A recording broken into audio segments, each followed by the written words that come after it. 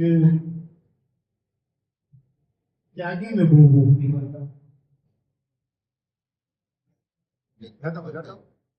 જોડા છીએ ને ના લેવાય. હાલ આપણે બોલો બોલો.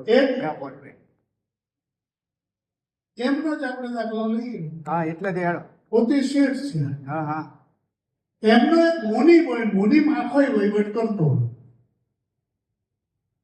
ચોપડા લખે, આપવું લેવું બધું એના હાથમાં હોય. હાજ મળે એટલે ચોપડા હંકે ને રહી કમાન્ડમાં પૈસો આવે એને આવકારો આપે, ચા પાણી બધું કરાવે પાછું. પણ હાજ પડે એટલે ચોપડા મૂકી દે ઘેર જઈને નિરાંતે ઉઈ જાય, કારણ કે એને ખબર છે કે આ મારું કઈ નથી. આ ભાવ જયારે માણસના ભીતરમાં પ્રગટ થશે ને એક મુનિનો, બાકી તો गुरु पद अधिक है न सबसे है बलवान, राम और कृष्ण ये પણ ધરતા ગુરુનું ધ્યાન. ગુરુમાં ગુરુ મહિમા તો ઘણો બધો ગયો. હું તો એક સાહિત્યકાર છું, તો બધા સંતોના સાનિધ્ય, મહાપુરુષો અને વિદ્વાન માણસોના સાનિધ્યથી હું બોલું, બાકી હું તો સાહિત્યકાર છું. હું તો એમ જ બોલું ઉભો થવું એટલે બધું ભાવ.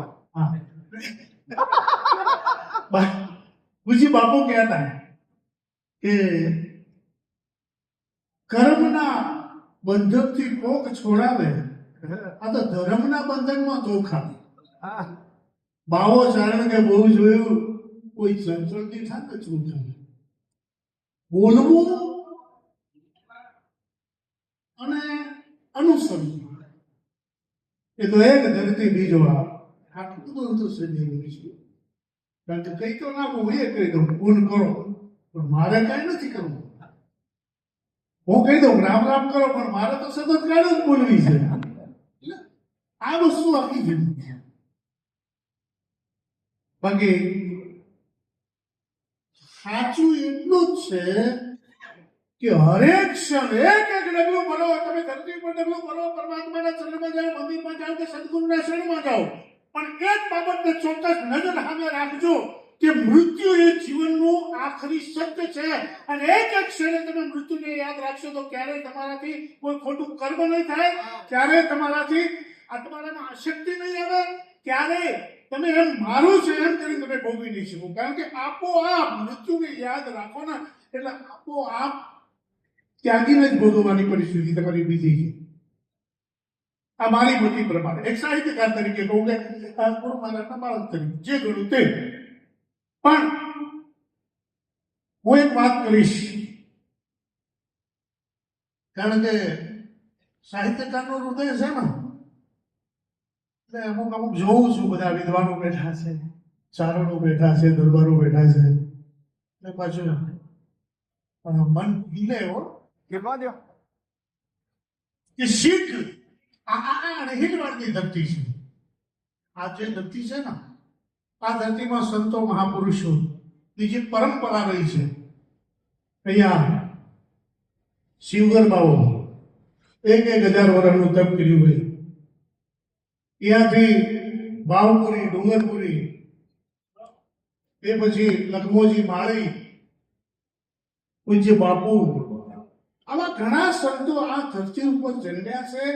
અને એ સંતો છે ને, ગુરુ એટલે મારા મત પ્રમાણે અંધારામાં જે અજવાળે લઈ જાય એ, અને અજવાળામાં કે આ વસ્તુ પડી છે, હવે એનો તમારે સદુપયોગ કરવો કે દુરુપયોગ એ તમારે જોવાનું.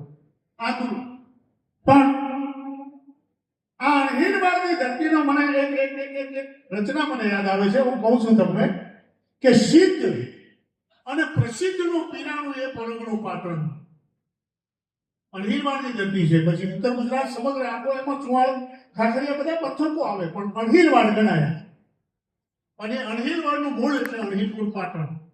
સિદ્ધ અને પ્રસિદ્ધનું પીરાણું એ પરગણું પાટણનું, નરબંકાઓનું નજરાણું એ વિરાણું પાટણનું. નવાબી વીર નવાણ નારી અને સન્નારીઓ છે ધોવાતું મંગળ ઢાંચાનું પણ આજે વિશ્વમાં વિખ્યાત છે એ પટોળું પાટણ. અને કદાચ અણહિલપુર પાટણની ધરતી ઉપર જાઓ તો નિરખજો વાવ નાણીની અને પરખજો જેલ પાટણનું, જેથી જૂનાનું જોખમાનું ને એ ઢીંગાનું પાટણ. આતમ આગવી તાસીર છે અણહિલ વાળની, આતમ આગવી તાસીર છે અણહિલ વાળની, કે વિરાંગના વેધે વેરીને. મહારાણી નાયકા દેવી, આજ આપણે ઓમ તમે બધા બેઠા છીએ, સનાતન ધર્મના નેતા નીચે બેઠા છીએ.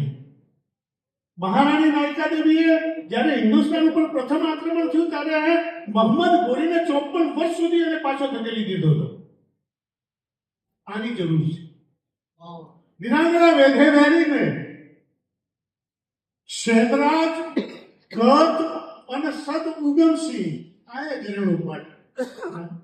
ગંગા સતીએ કહ્યું છે, આમ તો આપણે તો બોલીએ છીએ એટલે નક્કી છે સાહેબ કે હજી આપણા ચોખા કાચા છે.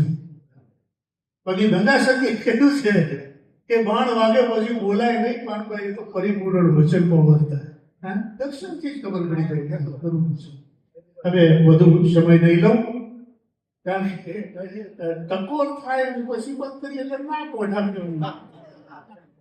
એટલે એકવાર બધા જે બેઠા છો, માતાઓ, બહેનો, દીકરીઓ, વડીલો, યુવાન મિત્રો, વિદ્વાનો, ચારણો, દરબારો અને ગુરુ મહારાજ, એકવાર અંતરના અમુક પર થાય છે ચેતા કરજો. કારણ કે મારી એ આશા છે. સદગુરુદેવ